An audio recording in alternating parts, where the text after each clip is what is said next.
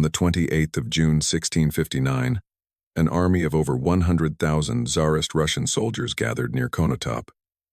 Prince Alexey Trubetskoy was filled with confidence. He commanded the largest army Moscow had ever sent into Ukrainian lands. He possessed powerful artillery and battle-hardened Streltsy infantry. He had everything necessary for a swift and crushing victory. However, he lacked a true understanding of what awaited him. The Konotop fortress was defended by only 4,000 Cossacks led by Colonel Ryhory Hulianitsky. For several weeks, Trubetskoy unsuccessfully stormed the fortress. Every attack was repelled. Russian troops dug trenches, cut off supplies, and shelled the walls. But the fortress remained impregnable. Each day of resistance was a humiliation for Trubetskoy, and simultaneously part of an intricate plan of which the prince had no suspicion. For Hulianitsky defended Konotop not to win the siege, but to buy time. At the same time, Hetman Ivan Vyhovsky was gathering forces 30 kilometers from the city. Zaporozhian Cossacks, Polish cavalry, and Tatar horsemen of Mehmedi-Jure silently formed their ranks out of reach of Russian spies. Approximately 30,000 warriors, less than a third of Trubetskoy's forces, awaited their moment. This moment arrived on June 28. Vyhovsky sent a part of his cavalry directly to the Russian positions. This was a feigned attack, designed to look like a desperate attempt to break through to the besieged fortress. The Russians saw the retreating Cossacks and rushed in pursuit. The elite Russian cavalry, thousands of horsemen, galloped forward, confident of an easy victory. They rode straight into an ambush. Vyhovsky had previously ordered the dams on the Sosnivka River to be breached. The land over which the Russian cavalry galloped turned into a quagmire. Horses drowned, ranks disintegrated, and riders lost speed and orientation. It was at this moment that the Hussars struck from the flank. What followed was not a battle, but a massacre. A few hours later, Trubetskoy's army ceased to exist as a fighting unit. More than 50,000 people were killed, wounded, or taken prisoner. The prince, with a handful of loyal men, fled the battlefield. News of the defeat reached Moscow like a hammer blow. Tsar Alexei ordered the strengthening of the capital's walls. As no one knew whether the victorious army would march directly on Moscow, Konotop became the greatest defeat for Russia in the 17th century, and one of the most forgotten battles in European history. In this episode of Machines of War, you will learn about each stage of this campaign, from the political betrayal that provoked it to the brilliant trap on the Sosnivka and its consequences, which changed the balance of power throughout the entire region. If you haven't subscribed to the channel yet, do so now and turn on notifications so you don't miss any episodes. We are beginning. To understand why the Battle of Konotop was even possible, one must go back several decades and look at the map of Eastern Europe, a map that in the mid-17th century was changing faster than ever before.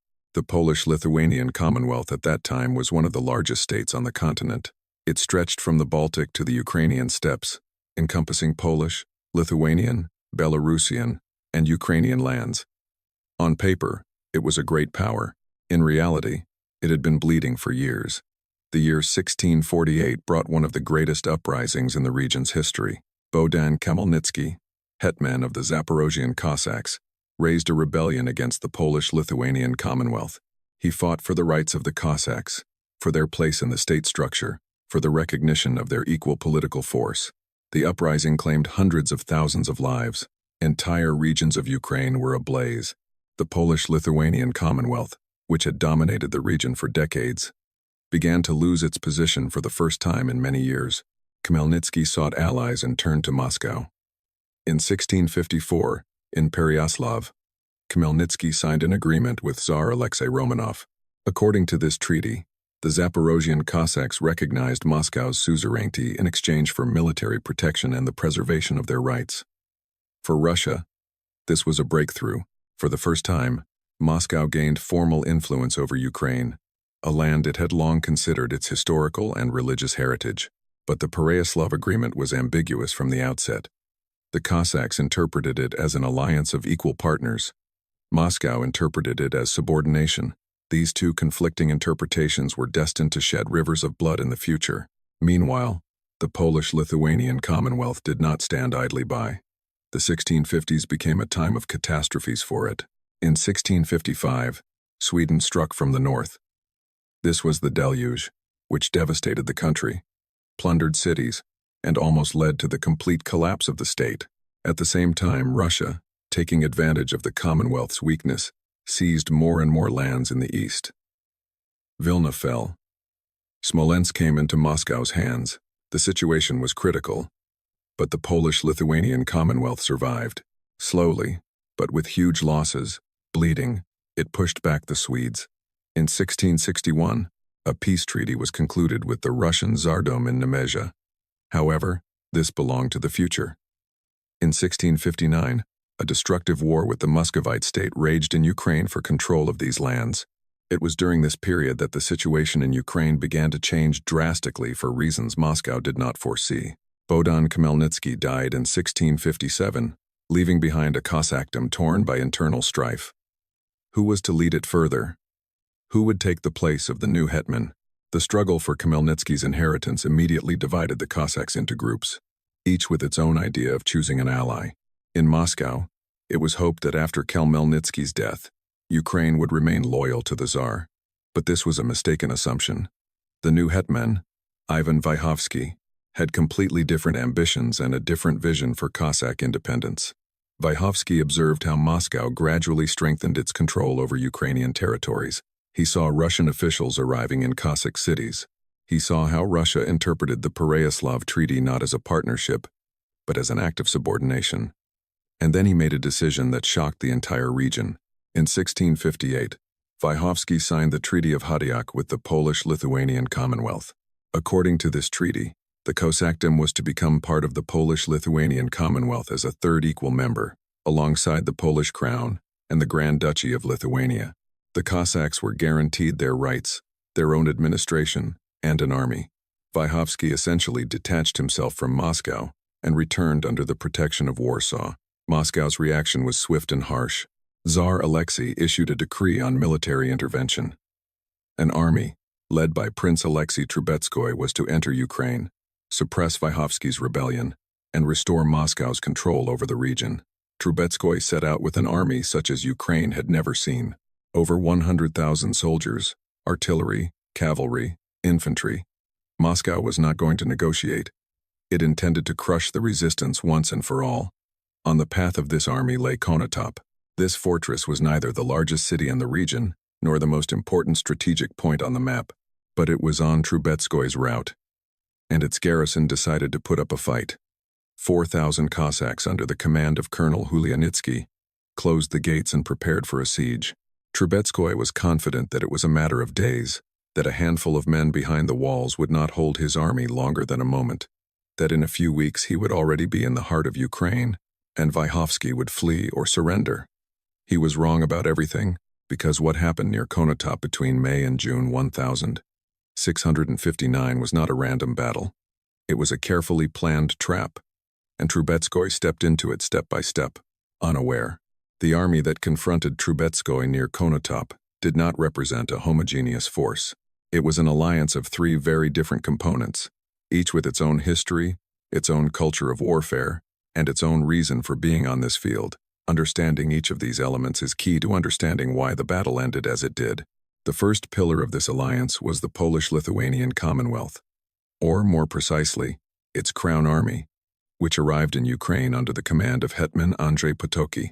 The Polish-Lithuanian Commonwealth fielded mainly cavalry, and cavalry of the highest class on the entire continent. Winged Hussars at that time were a formation unrivaled in Europe, heavily armored horsemen on large horses, armed with 6-meter lances, in chainmail, cuirasses, and with characteristic wooden wings with feathers attached to their backs or saddles. These wings produced a distinctive whistling sound at a gallop. Some claimed it scared enemy horses, others that it helped identify their riders in the chaos of battle. Regardless of the original purpose, the psychological effect was devastating. The Hussars were not just a symbol. For over 100 years, they had won battles that seemed unwinnable on paper. At Klushino in 1610, several thousand Hussars routed a 35,000-strong Russian and Swedish army. At Kotin, at Berestechko, at Warsaw. Wherever the Hussars struck in a dense formation, the enemy retreated. Their strength lay in the coordinated impact of the entire formation, not in individual duels, but in a collective impulse that broke through enemy ranks before they could react. Near Konotop, the Hussars were to play a decisive role, but to deliver a full blow, they needed suitable terrain and the right moment. Vyhovsky understood this perfectly, and his entire plan revolved around one goal: creating conditions in which the Hussars could strike an already broken, trapped, and maneuver-deprived enemy.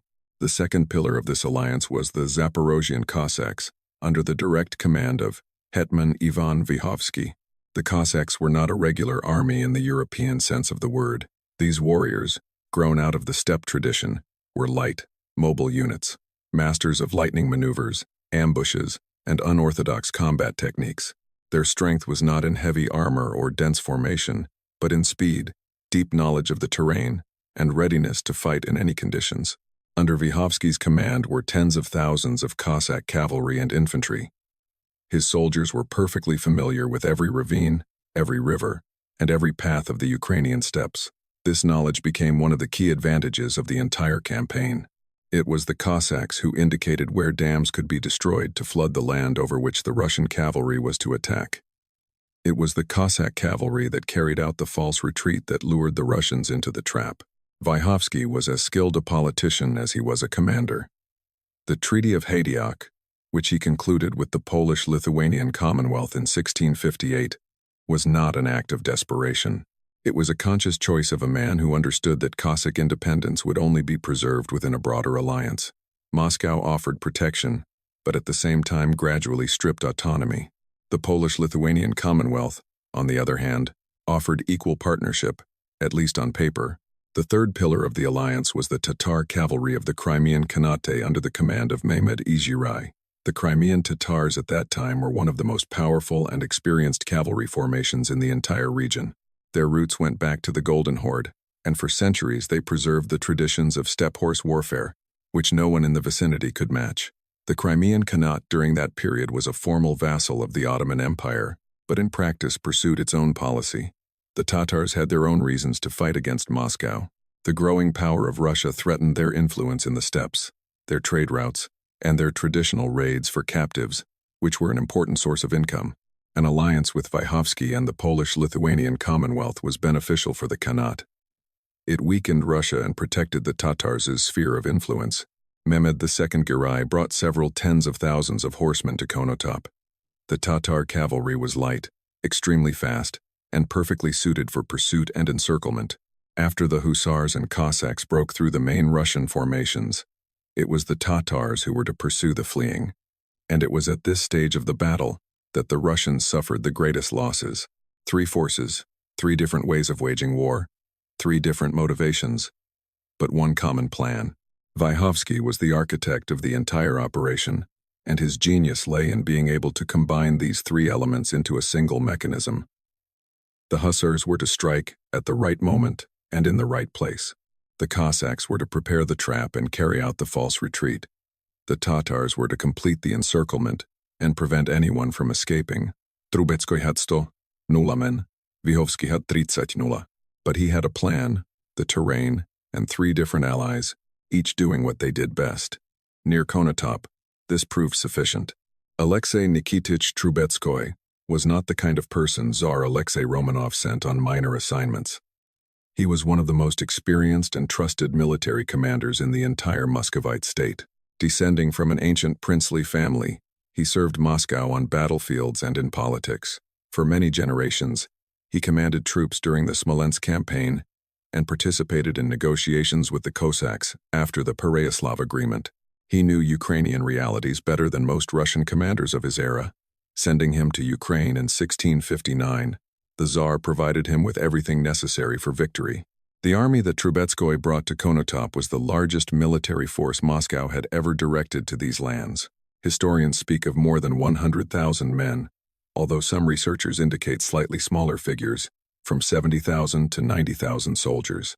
Even by the most conservative estimates, this was an army that had overwhelming numerical superiority over any opponent in the region. This army included several different formations. The Streltsy, armed with muskets and birdish axes, formed the backbone of the Russian infantry since the time of Ivan the Terrible.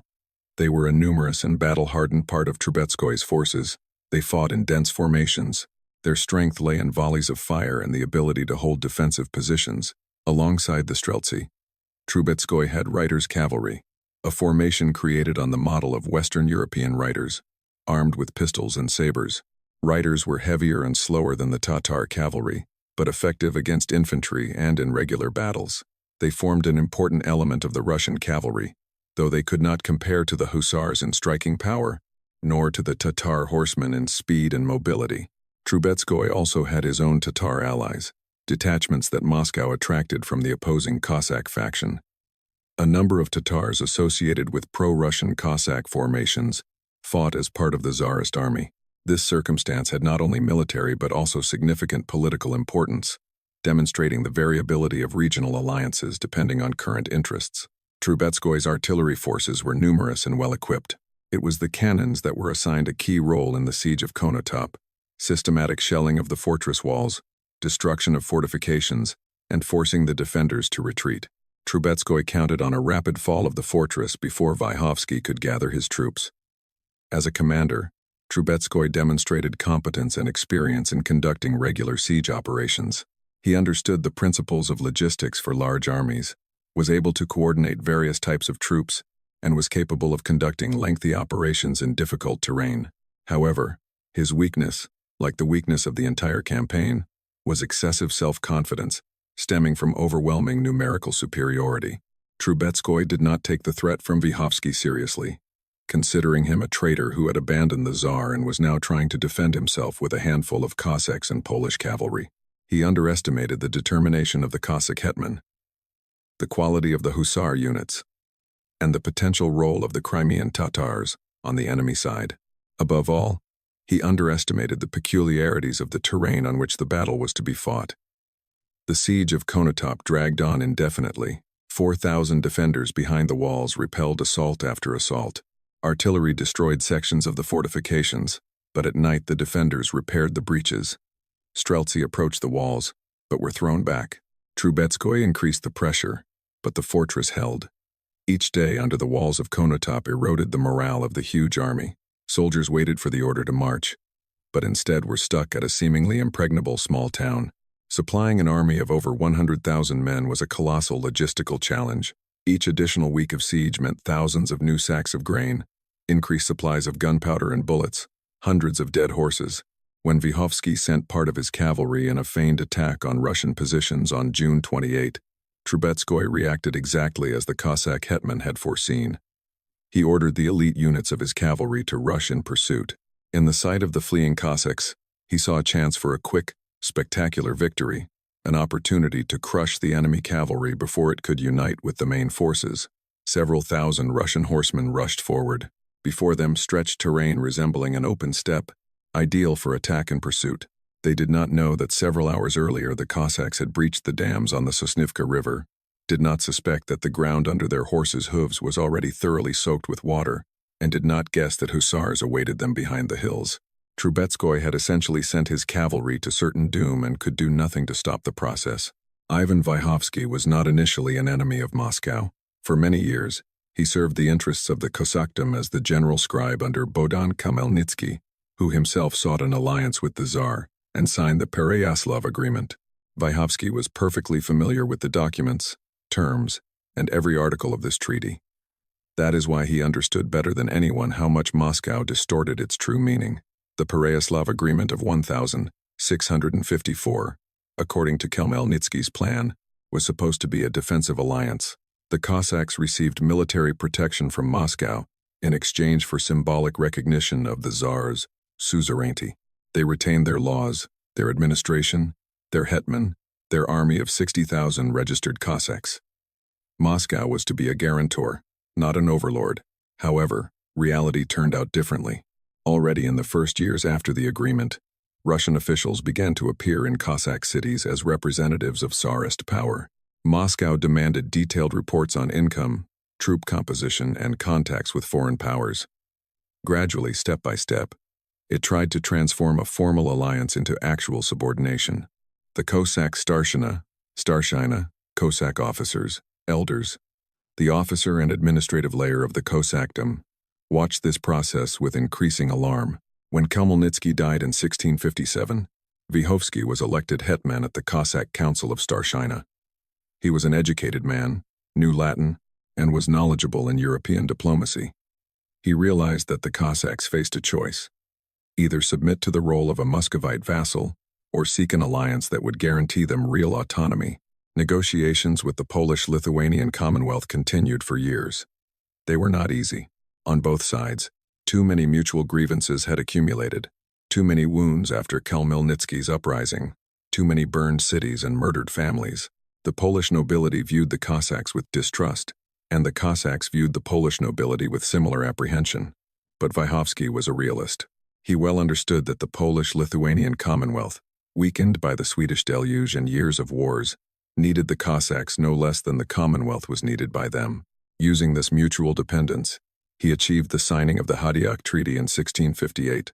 The Hadiak Treaty became an unprecedented document in the history of the region. According to its terms, the Cossackdom, transforming into a Rus's principality, was to become part of the Polish-Lithuanian Commonwealth as an equal third member of the Federation, alongside the Polish Crown and the Grand Duchy of Lithuania. The Cossack Starshina received nobility with all accompanying privileges. Orthodoxy was equated in rights with Catholicism. The registered Cossack army was to number 30,000 warriors, and another 10,000 men were obliged to serve directly the Polish-Lithuanian Commonwealth. On paper, this agreement fully satisfied the main demands of the Cossack Starshina. In practice, however, it met with enormous opposition. Part of the Polish nobility rejected the idea of equality for orthodoxy. The ordinary Cossacks, Ukrainian peasants, who formed the basis of the Cossackdom, did not trust Polish promises, remembering well how the Polish-Lithuanian Commonwealth had treated them before Khmelnytsky's uprising. Moscow immediately regarded the treaty as an act of treason and proceeded to mobilize armed forces. Vyhovsky was aware of the full extent of these contradictions. He understood the precariousness of his position, as he was opposed not only by Moscow but also by a part of his own Cossacks, incited by pro-Russian agitators. He knew that he had to quickly demonstrate military power capable of convincing the wavering that an alliance with the Polish-Lithuanian Commonwealth was a real alternative, not just empty talk. The Battle of Konotop was to become such proof of strength. When Trubetskoy, with his 100,000-strong army, moved into Ukraine, Vyhovsky did not flee or surrender. He gathered troops, concluded alliances with the Crimean Tatars, and began to develop a plan for a battle that was to decide once and for all who would rule the Ukrainian steppes. The siege of Konotop by Trubetskoy turned out for him not to be a catastrophe, but an opportunity. Each week that Khmelnytsky held the fortress gave Vyhovsky time to concentrate forces and meticulously refine his plan. The hetman perfectly understood what he could not afford. He could not engage in open battle with an army 4 times his size. That would be suicide. He needed to neutralize the numerical superiority of the Russians through a skillful choice of terrain, maneuvers, and a trap that would turn the enemy's strength into its weakness. When all preparations were complete, the Cossack cavalry took positions. The dams on the Sosnivka River were breached, and the Tatars hid behind the hills, ready for pursuit. Vyhovsky gave the order to act. The plan he had been nurturing for weeks was now to be tested by reality. What happened on June 28 on the Sosnivka River was a direct consequence of his political choices, diplomatic efforts, and strategic thinking. The betrayal, as Moscow called it, turned into one of the most brilliant military political operations in the history of Eastern Europe. Konotop was not a fortress capable of stopping an army. It was a small town with characteristic 17th-century Ukrainian wooden-earth fortifications, ramparts, palisades, and bastions. It did not have stone walls like Western European citadels. It did not have professional infantry, trained for years in siege defense. There were 4,000 Cossacks under the command of Colonel Hryhory Khmelnytsky, and in order to hold out as long as possible, Trubetskoy appeared near Konotop in April 1659. His army encamped around the city, completely cutting it off from the outside world. Cannons were installed, and a systematic bombardment of the fortifications began. Streltsy approached the ramparts and, after artillery strikes, tried to storm the breaches. Trubetskoy expected that a few intense days of shelling and a few assaults would be enough to break the resistance of a handful of defenders. But Khmelnytsky did not surrender. The defenders of Konotop fought with a determination that surprised even experienced Russian officers. Breaches in the ramparts were repaired at night under the cover of darkness. Sorties from beyond the fortifications disorganized Russian siege positions. Each assault was repelled with everything at hand: firearms, spears, stones. The Cossacks knew that their task was not to win the siege, but to prolong it as much as possible, and they accomplished this with masterly precision. Weeks passed. One attempt at a general assault ended with the Russians being repelled with serious losses. Trubetskoy changed tactics. Instead of frontal attacks, he focused on tightening the ring, cutting off all supply routes and exhausting the defenders. Trenches approached the ramparts closer and closer. New artillery positions were built, designed to shell the fortress from a shorter distance.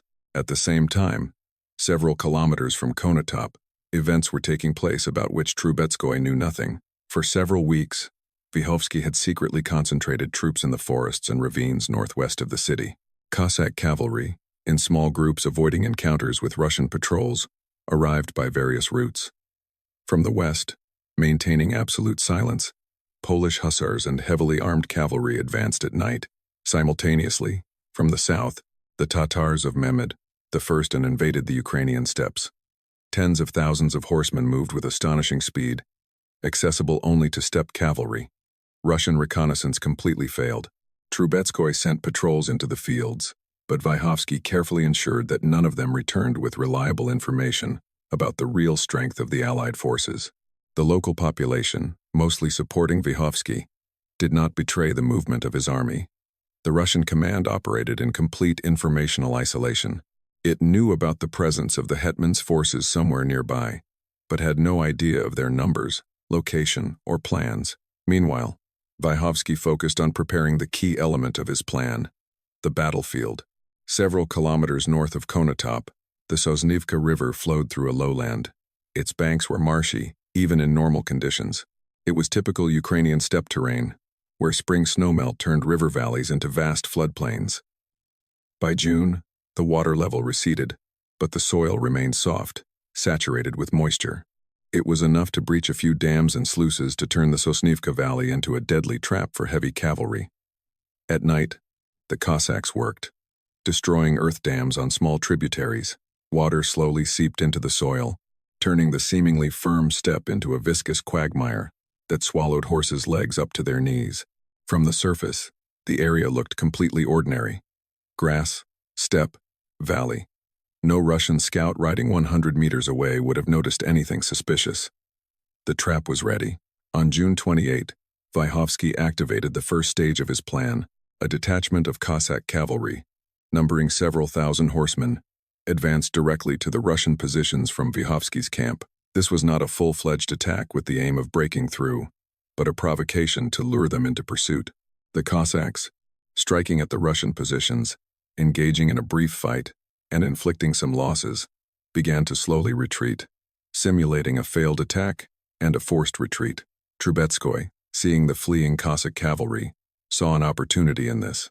He ordered the elite of his cavalry, several thousand of the best horsemen, to begin the pursuit. The Russian cavalry galloped after the seemingly retreating Cossacks towards the Sosnivka Valley.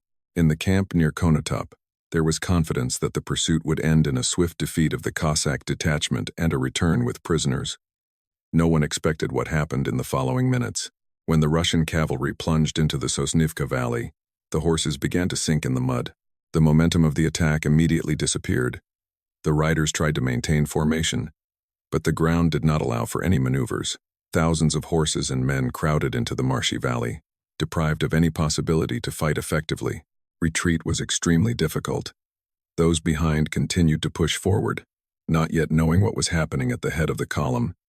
And it was at this moment that the rustle of wings was heard from the western hill, the rustle of hussar wings. It was a sound that no soldier who heard it once could ever forget. The wooden frames with feathers of eagles and other birds of prey, attached to the backs of the riders or to the rear of the saddle, produced a deep, vibrating rumble at full gallop. This was not a subtle rustle, but a growing hum that, as the formation approached, filled all the surrounding space. For the Russian horsemen, stuck in the Sosnivka Valley, this sound was the first harbinger of disaster. The hussars descended from the western hill in full battle formation. The formation consisted of thousands of horsemen, each on a large war horse, each in chainmail or plate armor, each with a 6-meter lance clasped under the arm. The horses were specially bred and trained for this type of attack. Large, strong, resistant to the noise and chaos of battle. The hussars did not gallop haphazardly. They moved in a dense formation, shoulder to shoulder, gradually increasing speed from a trot through a canter to a full gallop. The key to the effectiveness of a hussar attack lay precisely in this collective impulse. A single hussar was a formidable warrior, but only hundreds or thousands of horsemen striking simultaneously in one direction created a force that was impossible to stop in open terrain. A lance in a hussar's hand, at full charge, had such an impact force that it could penetrate any armor, throw a rider from the saddle, and trample infantry. After breaking their lances, the riders seized their sabers and pistols. The Russian cavalry in the Sosnivka Valley had no opportunity to resist. The ground under the hooves of the Russian horses did not allow for defensive maneuvers. Riders trying to turn back collided with those pushing from behind. Those trying to move aside sank even deeper into the mud. The formation, which entered the valley as a single pursuing mass, disintegrated into chaos even before the hussars reached the front ranks. The hussar strike on the trapped, disorganized Russian cavalry was a slaughter, not a battle. Lances pierced clusters of men and horses crowded on the muddy ground. Russian riders fell by the dozens. They were trampled, pierced, unseated. Those who managed to stay on their horses tried to flee, but escaping the marshy valley took too long. The hussars, remaining on the solid ground of the hill, had complete freedom of maneuver. They attacked the flanks, cut off retreat routes, and drove the Russian cavalry into successive clusters. Vyhovsky watched the battle from his command position and saw that the plan was working exactly as he had intended. The first phase, luring the Russian cavalry into a trap, succeeded 100%. Now it was time for the second phase. The Cossack cavalry, which had previously feigned retreat, now turned back. Instead of fleeing, it now moved again towards the disorganized, trapped Russian units. It struck from the east, while the hussars attacked from the west and north. The Russian cavalry was caught in pincers, unable to break through in any direction. The Tatars of Mehmed I Giray remained on the flanks and in the rear. Their task was not a frontal assault. Their task was to complete the encirclement and cut off all escape routes. The Tatar cavalry dispersed across the steppe around the Sosnivka Valley, creating a living ring through which no fugitive could break. Everyone who emerged from the muddy valley fell directly into the hands of the Tatar horsemen. At the same time, on the other side, something changed under the walls of Konotop. Hulyanitsky, who had held the fortress for weeks, heard the sounds of battle and realized his hour had come. The gates of Konotop opened, and 4,000 Cossack defenders, exhausted and worn out by weeks of siege, but still ready to fight, struck the Russian siege positions from within. The Russian camp near the fortress, already deprived of its best cavalry that had gone in pursuit of the retreating forces, could not offer effective resistance. The siege positions were disorganized. Some of the artillery was captured or destroyed. Trubetskoy, observing the situation from the main Russian positions, lost control of the entire operation within a few dozen minutes. His elite cavalry was perishing in the Sosnivka Valley. His siege camp was under attack from the fortress. Communication between different parts of the army was broken. Orders ceased to reach units that were already too disorganized to execute them. The great Muscovite army, numbering over 100,000 men, began to disintegrate, not because it suffered losses exceeding its combat capability. Russian infantry and cavalry reserves were still in position and still numerous. The collapse occurred because the battle was being fought simultaneously in several places at a tempo too fast for the Russian command, which lost its orientation in the situation. The initiative completely passed into Vyhovsky's hands, and the hetman did not intend to yield it. The Cossack cavalry and hussars cleared the Sosnivka Valley of the remnants of the Russian cavalry. The Tatars pursued the fleeing across the steppe. Hulyanitsky emerged from Konotop and struck at the Russian supply lines. Every element of the Allied army did what it was designed for, and together they formed a machine of destruction, acting with terrifying precision. The ambush on the Sosnivka lasted several hours. When the sun began to set in the west, the river valley was strewn with the bodies of Russian horsemen and horses, fallen in the mud. What in the morning had been the elite of Moscow's cavalry, by noon ceased to exist as a fighting force. Vyhovsky won not because he had more men. He won because he forced the enemy to fight on terms he chose, on terrain he prepared, at a moment he determined. The ambush on the Sosnivka was not only a military victory, It was a demonstration that strategic thinking can overcome brute numerical superiority. The Winged Hussars were not an improvised formation. They were the result of more than a century of evolution, gradual improvement of tactics, weaponry, and horse selection, which in the mid-17th century made them the only cavalry formation in Europe capable of resisting them in a direct confrontation in open terrain. Near Konotop, the Hussars were given almost ideal conditions, and they used them in a way that became historical. Each Hussar went into battle with precisely defined equipment. Hussar lances, or copia, reached a length of 5 to 6 meters and were made of hollow wood, which gave them lightness and strength. The hollow construction, upon impact, produced a deafening crack, indicating the breaking of the lance. But until that moment, the tip transferred all the kinetic energy of the charge into a single point, into the enemy's body and armor. A single Hussar, attacking at full gallop with a lance, created a force capable of penetrating any armor of that time. In addition to the lance, each Hussar had a corsars, a long, narrow sword for piercing armor, and a saber for close combat after breaking the lance.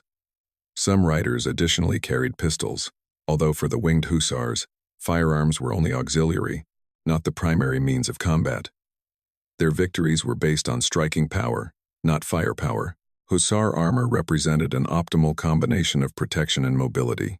Cuirasses, shoulder plates, gauntlets, and helmets protected against musket fire from medium range. Chainmail under the cuirass additionally covered the sides and arms. The Hussar horse also had its own protection in the form of a breastplate and chanfron. All this equipment transformed the riders into formidable fighters, capable of withstanding most threats on the 17th century battlefield, while maintaining high maneuverability. The wings, attached to the Hussar's back or to the saddle, distinguished this military formation among all European cavalry. Made of a wooden frame and covered with feathers of eagles, vultures, or other large birds, they created an easily recognizable silhouette behind the rider from a distance. At a gallop, the wings produced a deep, pulsating sound, a combination of whistling and roaring, which intensified as the formation approached. The psychological effect on enemy horses was very significant and recorded by contemporaries.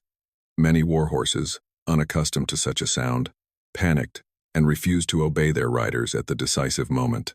At Konotop, the Hussars launched their attack from the western hill at the moment when the Russian cavalry was already trapped in the swampy Sosnivka Valley. The time for the offensive was chosen perfectly.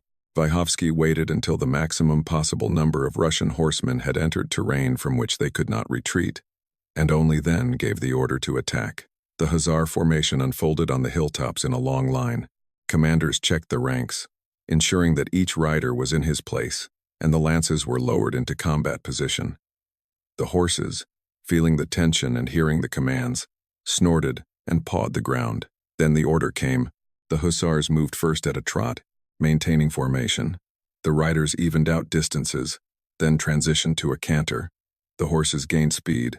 The wings began to produce their characteristic whistle, the force of which increased with each second. In the last 100 meters, the Hussars transitioned to a full gallop, a mass of horses and riders, rushing at maximum speed with lances aimed at the crowded ranks of Russian cavalry. The impact was instantaneous and devastating. The first ranks of the Russian cavalry were literally swept away. Hussars threw entire groups of riders from their saddles, creating gaps in the mass of Russian cavalry, into which subsequent Hussar ranks poured, horses unable to escape, as they were pressed from behind and from the sides by other fugitives, and under their hooves was mud. They reared, unseated their riders, collided with each other. After the lances broke, the Hussars took up their corsars and sabers. The melee in the Sosnivka Valley was not an equal confrontation between two cavalry formations. It was a systematic annihilation of riders who could not maneuver, could not flee, and could not organize an effective defense. Russian riders tried to fire their pistols, but in the crowd and chaos, most shots went into the air or hit their own men. Hussars repeatedly passed through the Russian ranks. They returned to the hill, regrouped, and struck again. Each subsequent charge intensified the disorganization and panic among the Russian cavalry. Those who managed to escape the valley encountered Cossack cavalry, or Tatar horsemen waiting on the flanks. Witnesses to the battle, both from the victorious side and the few surviving Russians, described the Sosnivka Valley after the attack as an unforgettable sight. Hundreds of dead horses in the mud, fragments of broken lances, bodies of riders in Russian uniforms and armor. The elite of Moscow's cavalry, which had set out in the morning to pursue the allegedly fleeing Cossacks, lay in the swamps of the Ukrainian river by noon. At Konotop, the Hussars achieved one of the last and, at the same time, most complete victories in their history. Cavalry, which for centuries struck terror on European battlefields, demonstrated for the last time on such a scale its true nature. A perfect striking weapon of its era, capable of routing an army many times its numerical superiority in a matter of dozens of minutes, if only conditions allowed it to strike with full force. When the Sosnivka Valley turned into a graveyard of Russian cavalry, the Battle of Konotop entered its final, bloodiest phase. What until then had been an ambush and attack, now turned into pursuit and finishing off a broken army over tens of kilometers of the Ukrainian steppe. The Tatars of Mehmed Igire were best prepared for this stage. The light Tatar cavalry, which had remained on the flanks and in the rear throughout the battle, now dispersed across the steppe in all directions. Their task was simple: to let no one escape. The Tatars pursued the fleeing Russian soldiers for many hours after the main battle ended. Over a vast area around Konotop, every group of fugitives, every individual horseman trying to break through the steppe, ran into a Tatar patrol. The number of losses on the Russian side was enormous. Sources from that era give different figures, from several tens of thousands to over 50,000 killed, wounded, and captured. Modern historians approach these data cautiously, noting that 17th century chronicles often exaggerated enemy losses. Nevertheless, even by the most conservative estimates, Trubetskoy's losses were catastrophic and included mainly the elite of the Russian cavalry, the restoration of which took Moscow many years. Especially painful was the loss of experienced officers and gentry, dvoryanstvo, service nobility, who formed the backbone of the Russian cavalry. Those killed or captured were people who could not be replaced in a short time. Warriors with many years of combat experience, who knew military affairs from childhood. This personnel loss left a mark on the Russian army for many years. Prisoners captured by the Crimean Tatars shared a fate common for Tatar campaigns. They were sold into slavery. The Crimean Khanate for centuries derived a significant part of its income from the trade in captives, who were sold in the markets of Crimea to the Ottoman Empire. Trubetskoy's soldiers, who survived the battle only to fall into the hands of the Tatar cavalry, ended up on ships sailing to Istanbul or in the markets of Bakhchisarai. Some of them never returned to Russia. Trubetskoy managed to escape the battlefield with the remnants of his army. The Russian infantry and part of the cavalry, which had not entered the Sosnivka Valley, maintained relative order and the ability to retreat. But this retreat took place in conditions of complete moral decay. Soldiers abandoned equipment, cannons, supplies. The Great Army, which several weeks earlier had marched into Ukraine confident of an easy victory, returned defeated and humiliated.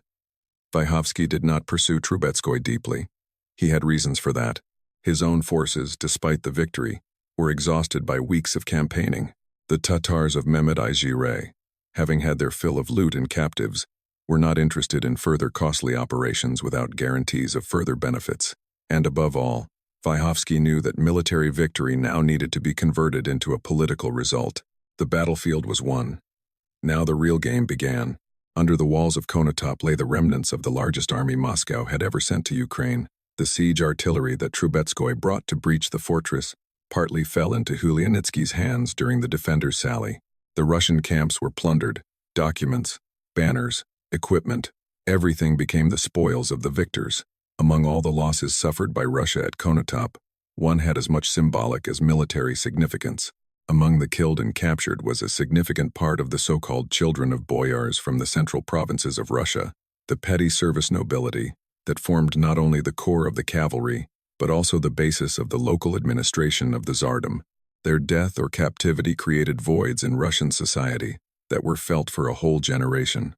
The field near Konotop, when the battle ended, looked like proof that a great army could be destroyed not by numerical superiority, but by the precise intent of its adversary. 3 formations, 3 different styles of fighting, 1 plan, and a result that shook all of Eastern Europe. News of the defeat went to Moscow. The news of the defeat at Konotop reached Moscow in July 1659. Tsar Alexei Romanov, learning of the scale of the catastrophe, issued an order that spoke for itself. He ordered the immediate strengthening of the capital's defensive walls. Moscow, a city located hundreds of kilometers from Ukraine, began to prepare for a siege. No one at the Tsarist court was sure whether Vyhovsky's victorious army would march directly into the heart of Russia. Panic reigned in the capital, documented by contemporary chroniclers. Boyars discussed evacuation. Merchants hid their wealth.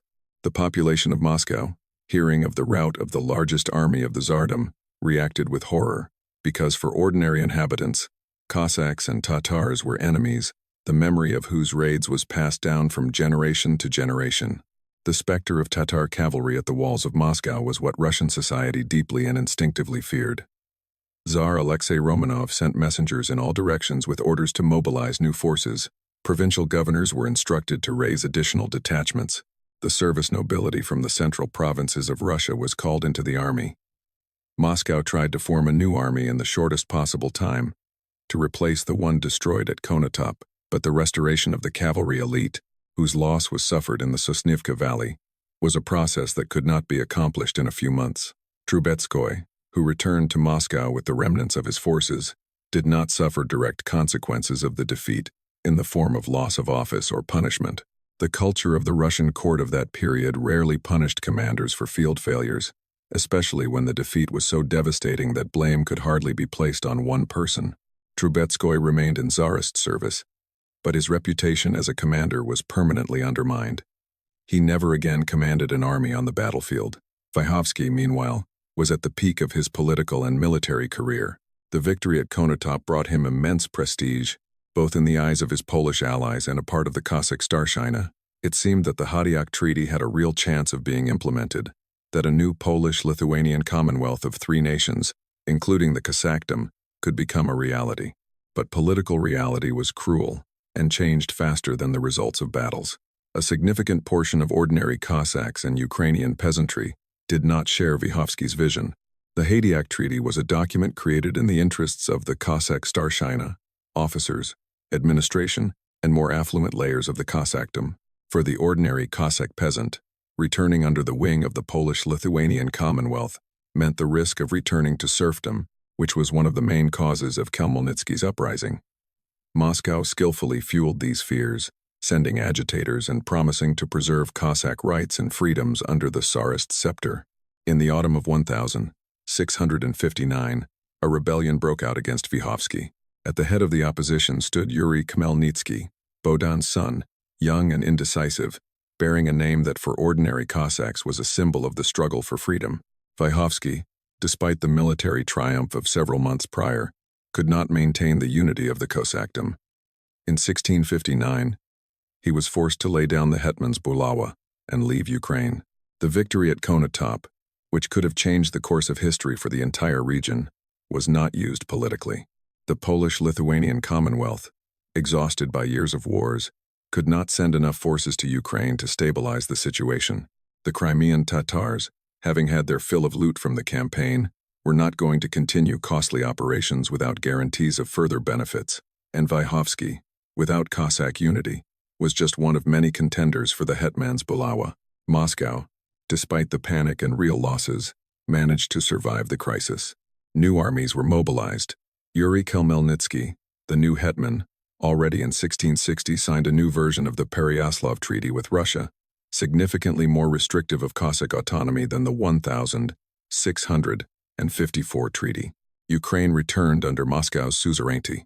Konotop became Russia's greatest defeat in the 17th century and, at the same time, a defeat whose political consequences proved to be short-lived, because one can win everything on the battlefield and lose even more at the negotiating table and in internal politics. The Battle of Konotop disappeared from European historiography for more than 3 centuries. Not because it was insignificant, it was one of the greatest battles of the 17th century on the continent. It disappeared because the victors could not preserve the political fruits of triumph, and the losers had every reason to forget about it. Russian historiography for centuries kept silent about Konotop or reduced it to an insignificant skirmish, because recognizing that Moscow suffered a catastrophic defeat contradicted the narrative of Russia's inevitable movement towards greatness and dominance in the region. For Ukraine, Konotop had and has a completely different meaning. In Ukrainian historical consciousness, the Battle of 1659 confirmed that the Ukrainian Cossack army, acting in alliance with partners of its own choosing, was capable of defeating the largest army of its era. Vyhovsky, long considered a controversial figure, accused of betraying Cossack interests, is increasingly regarded in modern Ukrainian historiography as a far-sighted strategist. He foresaw the threat from Moscow much earlier and deeper than many of his contemporaries. After Ukraine regained independence in 1991, the Battle of Konotop took its place in the national historical narrative. In 2009, on the 350th anniversary of the battle, Ukrainian authorities held official events in honor of Vyhovsky's victory. The battle site was marked, monuments were erected, postage stamps were issued. This battle, which had been silenced for centuries, re-entered collective memory. The strategic lessons of Konotop remain relevant and extend beyond the specific conflict of Eastern Europe in the 17th century. Vyhovsky clearly demonstrated that numerical superiority does not guarantee victory, and an army 3 times smaller can defeat an opponent if the commander can impose his terms of engagement. Terrain preparation, disinformation, a false retreat, precise synchronization of 3 different formations at one moment.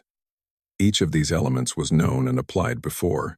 However, Vyhovsky's genius lay in combining them into a single, cohesive plan that worked exactly as intended. The Winged Hussars, who achieved one of their last great victories at Konotop, faded from the historical stage a few decades later. Changes in military art, the spread of muskets, bayonets, and linear infantry gradually turned heavy lance cavalry into an anachronism. But at Konotop in 1659, the Hussars were at the peak of their power and proved to be the most perfect shock weapon of their era. The Battle of Konotop reminds us that history rarely follows a linear path. Vyhovsky won the battle but lost the political struggle. Moscow suffered a crushing defeat on the battlefield but emerged from the crisis stronger. Ukraine, however, achieved one of the greatest victories in its history, but for the next 300 years or more, it found itself under the rule that Konotop was supposed to prevent. If you want to learn more stories that changed the destinies of Eastern Europe, subscribe to Machines of War and turn on notifications. In the next episode, we will return to another battlefield that history tried to consign to oblivion.